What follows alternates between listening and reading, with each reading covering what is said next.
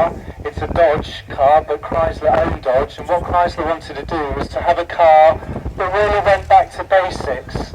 No frills, but plenty of thrills.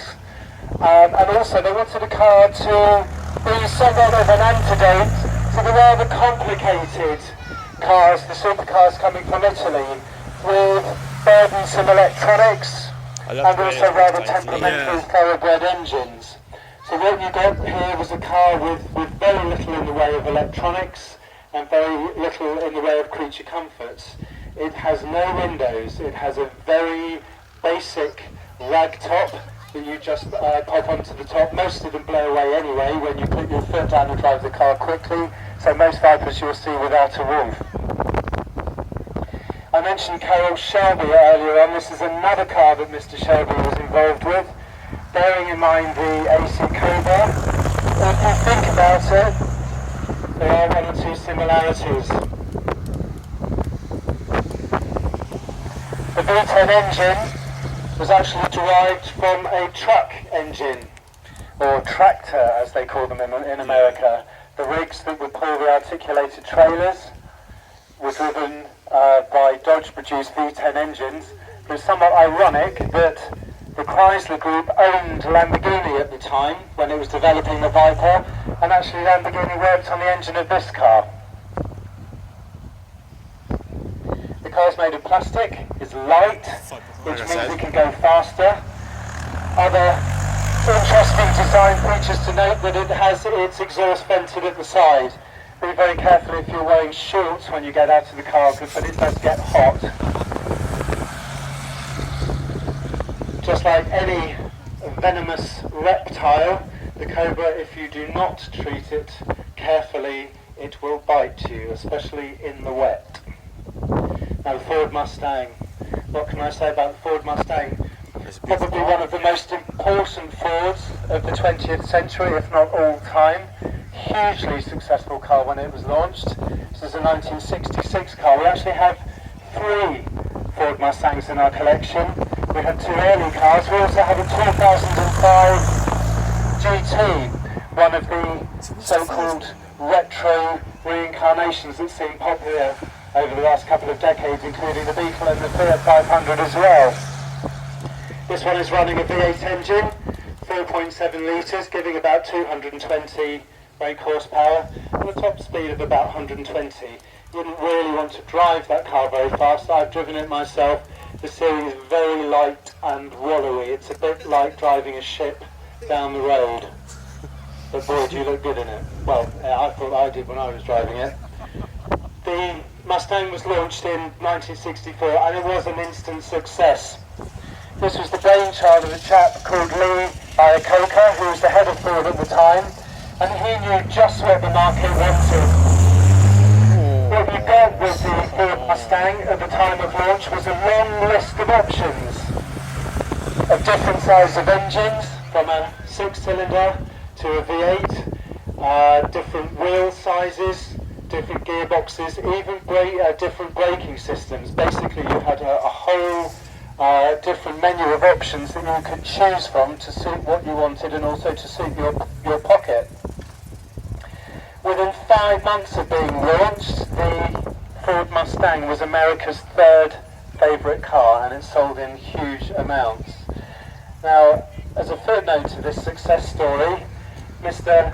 Iacocca was actually fired by Ford in 1978. I don't think Mr. Ford got on very well with him. Maybe there was some jealousy involved, but he was actually fired, but he went on to continue to have a very successful career in the motor industry. So we just wait for the Mustang and the Viper to come back. We'll wave off the next 2 cars. Thank you, Caroline. Now we've had to make a substitution. I don't know whether you saw the Beast down in the front car park, our Manchester Special.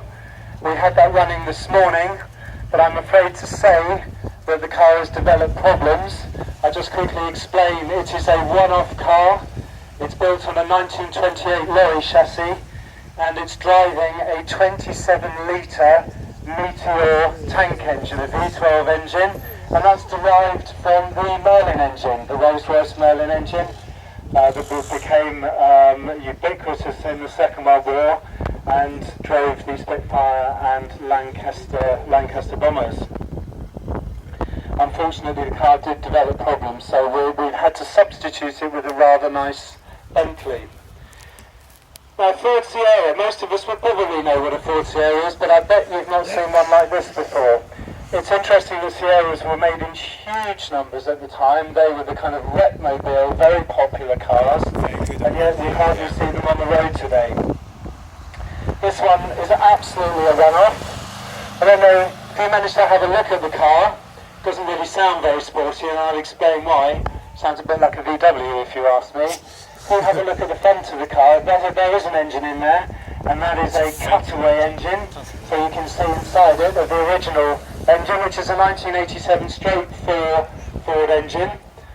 Its capacity is just under 2 litres, but it's tuned by Cosworth to get you up to a very nice 224 brake horsepower and a very impressive 153 miles an hour. Now, this car was actually used by Duckham's for television advertising. Now, this was used in an advert. If you care to go onto YouTube, folks, and search for something along the lines of 1991 Duckham's Ford Sierra TV advert, you will see this car on television. Now, the reason why I say it sounds like a VW is because the engine, which is powering the car, is in the boot, and it's a flat 4 VW engine. So the car could actually be driven in the advert. We're very chuffed to see that car running. That car has not been running.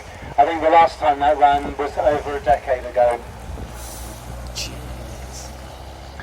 Not the easiest of cars to drive, mind you, because it's using the gearbox from the VW, and the gear change, the gear stick, is actually, if I was driving the car, is behind me in the middle of the back of the console. And it's actually easier to have someone sitting on the back seat if you want to change gear. So I suspect my colleague Dave is probably just in second gear to avoid the need to change gear at all. Because we've made a substitution, I've just got to try and find a little bit of information about the Bentley.